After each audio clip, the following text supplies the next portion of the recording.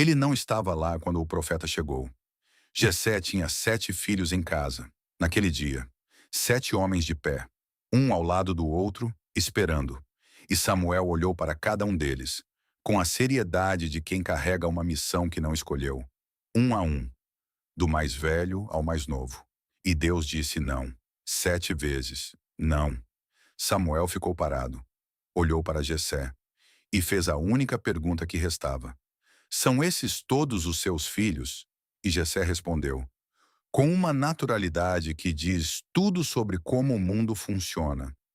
Ainda falta o menor, mas esse está no campo, cuidando das ovelhas. O menor, o que estava no campo, o que não veio à mente, quando um profeta de Deus apareceu na porta de casa, pedindo para ver os filhos.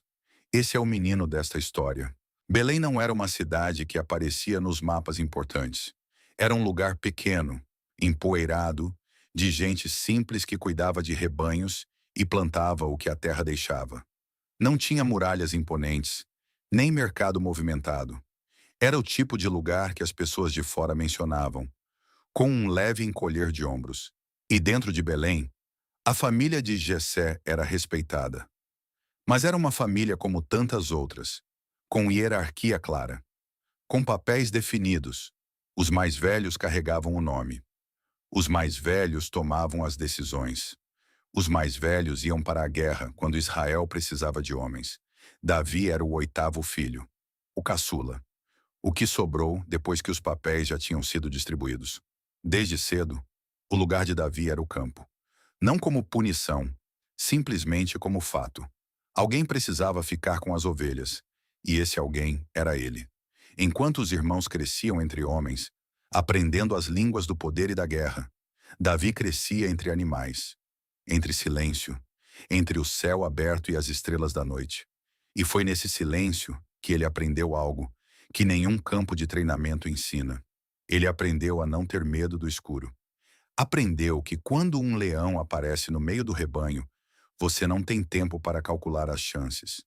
Aprendeu que a coragem não é a ausência de medo, é o que você faz, no segundo exato em que o medo chega.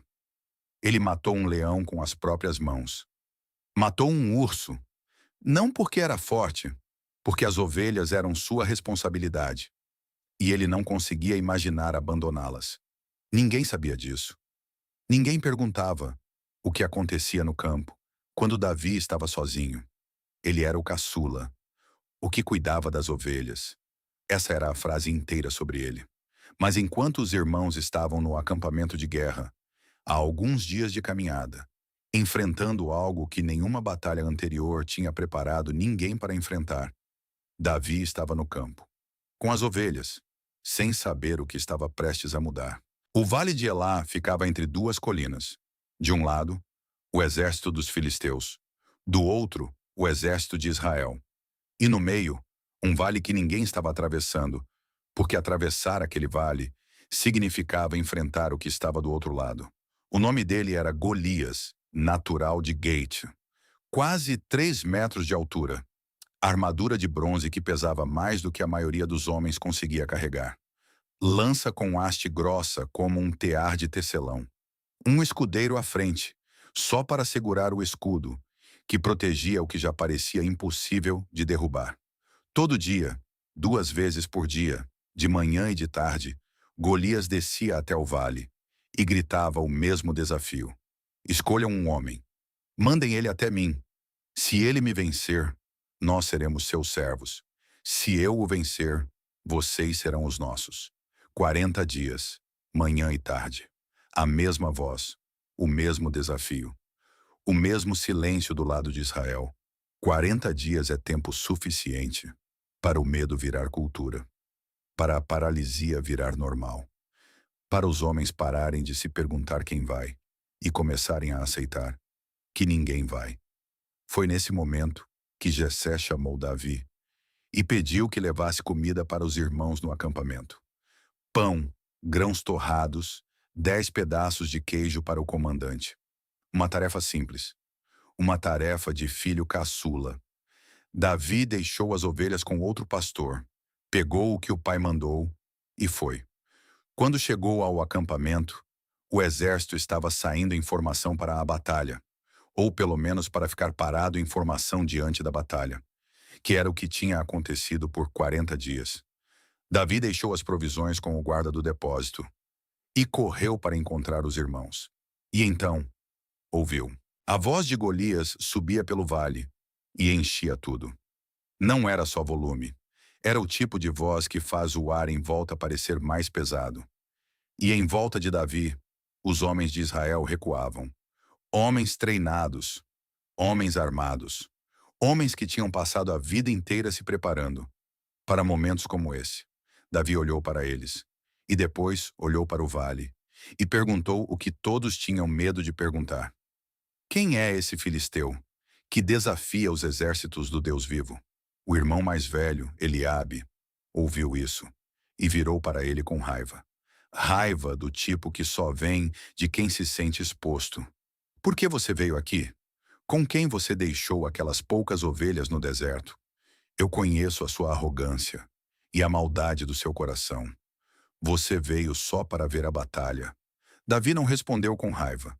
Respondeu com uma simplicidade que devia ser ainda mais irritante. O que foi que eu fiz agora? Não foi só uma pergunta, mas continuou perguntando para outros. E a resposta era sempre a mesma. Quem matar Golias receberá riquezas do rei, a filha do rei em casamento, e sua família ficará livre de impostos em Israel. A notícia chegou até Saul, e Saul mandou chamá-lo. Davi ficou diante do rei e disse: que nenhum homem perca o ânimo por causa desse filisteu. Seu servo irá lutar contra ele. Saul olhou para aquele menino, sem armadura, sem barba, sem histórico de guerra, e disse o que qualquer pessoa racional diria: você não pode enfrentar esse homem. Você é jovem demais. Ele é guerreiro desde a infância. E foi aí que Davi fez algo, que não era arrogância, era memória. Ele contou sobre o leão, contou sobre o urso, contou que pegou o animal pela garganta, com as próprias mãos, e disse com uma calma, que só vem de quem realmente acredita no que está dizendo.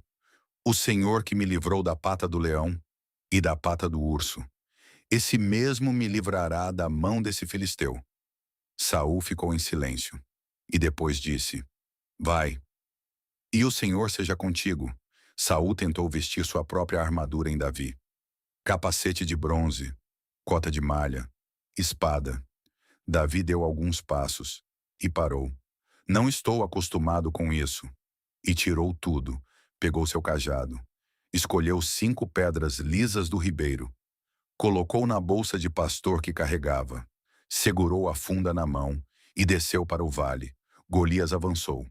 Viu o menino vindo em sua direção e sentiu algo que provavelmente nunca tinha sentido antes em campo de batalha. Desprezo misturado com confusão. Sou eu um cachorro para você vir a mim com um cajado? E amaldiçoou Davi pelos nomes de todos os seus deuses. Venha até mim, e darei sua carne às aves do céu e aos animais do campo. Davi não parou, não desacelerou, e abriu a boca.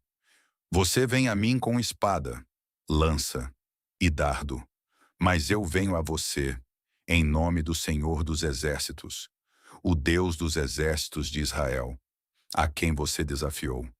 Hoje, o Senhor o entregará nas minhas mãos, e toda a terra saberá que há um Deus em Israel. E então correu, em direção ao gigante. Meteu a mão na bolsa, tirou uma pedra, girou a funda, e a pedra foi. Golias caiu, com a testa aberta, com o rosto no chão, diante dos 2 exércitos paralisados. O menino que ninguém chamou para a guerra acabou de mudar o resultado dela.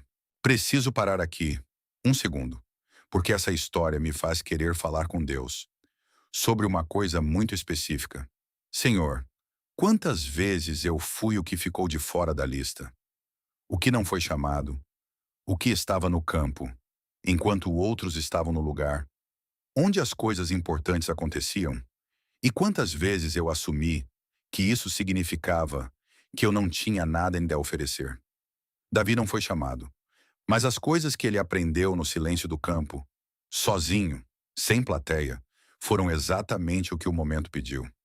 Me ajuda a confiar no que você tem preparado, nos lugares onde ninguém está olhando. Me ajuda a não diminuir o que você tem feito em mim, só porque ainda não chegou a hora de mostrar. E quando a hora chegar, que eu não espere pela armadura de outro, que eu vá com o que aprendi, com o que sou. Amém. Depois que Golias caiu, os filisteus fugiram e Israel avançou. Não porque de repente ficou mais corajoso, mas porque a paralisia quebrou. Às vezes é isso que um ato de coragem faz pelos que estão em volta. Não inspira imediatamente, mas quebra o encanto do medo. E quando o medo quebra, o que havia do outro lado do medo, a capacidade, a força, a vontade, tudo isso volta. Davi voltou com a cabeça de Golias na mão e foi apresentado a Saul. Começava ali uma história nova, cheia de glória, de perseguição, de amor, de traição, de arrependimento profundo. Davi se tornaria rei, cometeria erros graves, escreveria salmos no deserto, fugindo do próprio filho. Choraria perdas em que nenhuma coroa consola. Mas tudo isso, tudo, começou num campo de pastagem, em silêncio, sem plateia, com ovelhas, estrelas e leões que ninguém viu ele enfrentar. Há algo nessa história que precisa pousar devagar. A parte que a Bíblia não explica é o tempo que Davi passou sendo invisível. Anos, anos cuidando de ovelhas, enquanto os irmãos tinham nome. Anos aprendendo coisas que só o silêncio ensina. Anos desenvolvendo uma intimidade com Deus que nenhuma escola de guerra oferece.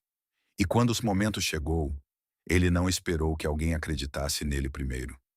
Não esperou pela permissão dos irmãos, que duvidaram. Não esperou pela armadura do rei, que não servia. Não esperou que o gigante ficasse menor. Ele foi, com o que tinha, com o que era. Existe uma ideia que o mundo repete com frequência, que você precisa estar pronto para os grandes momentos. Que preparação significa acúmulo de títulos, de experiência visível, de aprovação alheia. Davi desafia essa ideia, com o corpo inteiro. Ele não estava pronto, do jeito que o mundo definiria pronto. Estava pronto do jeito que importava, formado por um processo que aconteceu longe dos olhos de qualquer pessoa, numa conversa longa e silenciosa com Deus, num campo que ninguém visitava. O que o mundo descartou como insignificante, o caçula, o pastor, o que ficou de fora, era exatamente a pessoa que o momento precisava. E talvez o que fica dessa história não seja uma lição sobre coragem física. Talvez seja uma pergunta, mais quieta. O que está sendo formado em você agora, nos lugares onde ninguém está olhando? Porque às vezes, o campo não é o lugar onde você espera a vida começar. O campo é onde a vida já começou.